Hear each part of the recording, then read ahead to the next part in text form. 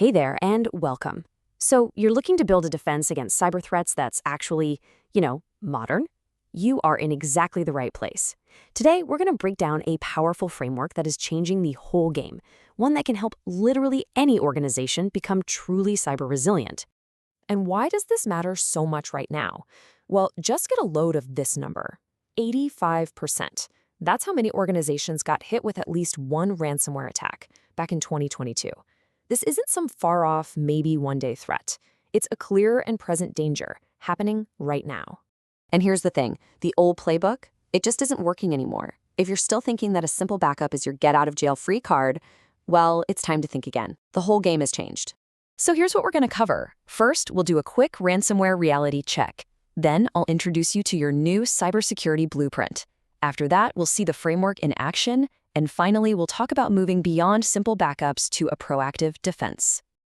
All right, let's dive right into that reality check. It's so important to understand exactly why those old strategies are just falling flat against the kind of attacks we're seeing today.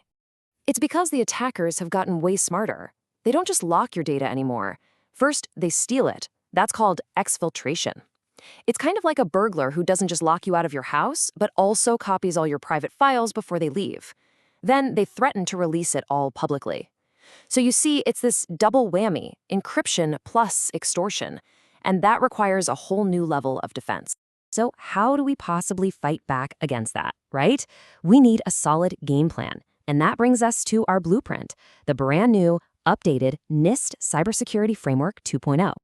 And look, this is not just some other boring checklist. You should really think of this as the authoritative, industry-vetted blueprint for building your organization's digital fortress from the ground up. So what is it? It's a set of best practices from the National Institute of Standards and Technology to help you get a handle on your cyber risk. And the huge news with version 2.0 is that it's not just for, giant power plants or the big banks anymore. Nope, it's been totally redesigned to help any organization, from a small business to a global company, manage its cyber risk. The whole framework is built around these 6 core functions, and they create a complete cycle for managing cybersecurity risk. We've got govern, identify, protect, detect, respond, and recover. And that first one, govern, that's actually brand new in version 2.0, and it's a super important addition. We'll start there in just a moment. Okay, theory is great, but how does this actually work in the real world? Let's get practical, let's put this framework into action and see how we can turn all this talk into a real practical defense strategy by walking through each of those functions. And a super important thing to remember here, these are not just sequential steps, 1, 2, 3. They're all interconnected, they all depend on each other. You're really building your defense layer by layer, with each function making the other stronger. All right, first up, that new function. Govern. This is all about the big picture, the high-level strategy. It's where you define who's responsible for what. You tie cyber risk into your overall business risk, and you make sure there's accountability from the top all the way down. Basically, it pulls cybersecurity out of the server room and puts it right into the boardroom. It's a business conversation now, not just an IT problem. Next up is identify, and the thinking here is so simple but so crucial. You can't protect what you don't know. This is all about the foundational work of mapping out your critical systems and data, figuring out what's most valuable, and finding the gaps in your armor before the bad guys do. Okay, now we're on to protect, and this is where you can really see the massive shift in how we think about defense.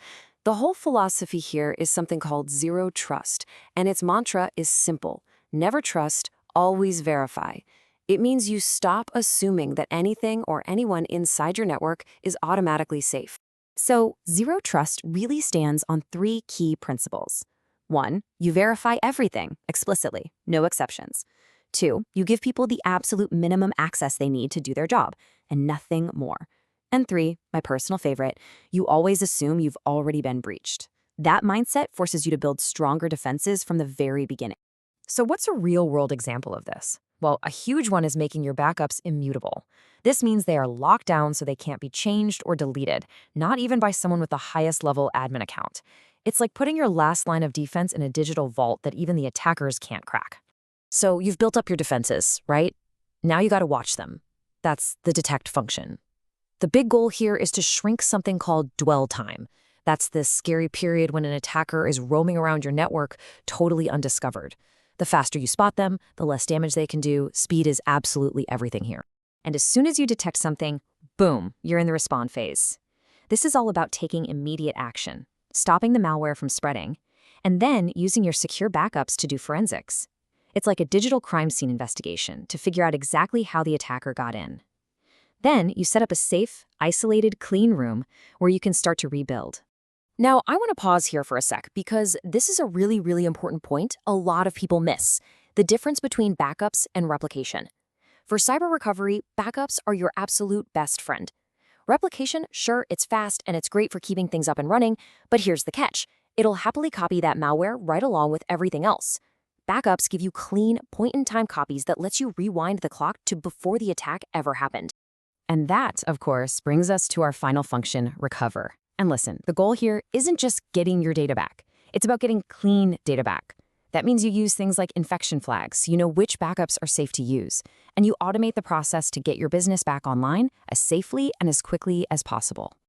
All right, so as we start to wrap this up, what's the big idea here? What's the one thing you absolutely need to take away from all of this? Well, it's really about a fundamental shift in how you think. It really all boils down to this: we have to move away from thinking of backups as just some passive insurance policies sitting on a shelf. True cyber resilience means making data protection an active, integrated part of a proactive security strategy. And this quote right here, it just nails it. It's time IT teams become more than just custodians of restorable data and become active participants in the cybersecurity plan. Your IT and data teams can't be on the sidelines anymore. They have to be in the game. So that leaves us with one last question, and it's one I really want you to think about for your own organization. Take a good hard look at your strategy and ask yourself, is your plan just about getting files back, or is it truly built for resilience in the face of a modern attack? The answer to that question? Well, it could make all the difference. Thanks so much for watching.